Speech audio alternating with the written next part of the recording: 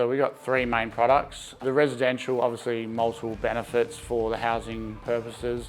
You know, you've got the heat block out, the noise reduction, the light reduction. You know, having that insulation foam really stops a lot of that heat transfer through the windows. Also helps keep the warmth in the winter. Storm Shield is a product designed for high wind areas. It's more designed that, you know, either over wide spans or if there is nothing there. So, you know, if it's over an alfresco or something like that, there's not a window or door behind it, it's designed that it won't blow through.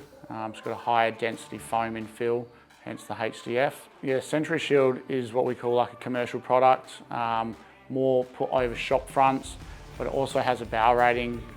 So in fire prone areas and things like that, we use that shutter for those areas as well.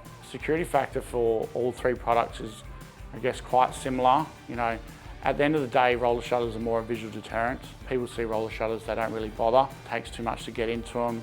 So from the residential through to the Storm Shield and the Sentry, it's, you know, same sort of thing, except as you go from one to the next, I guess the product itself just gets a little bit stronger, a little bit more heavy duty.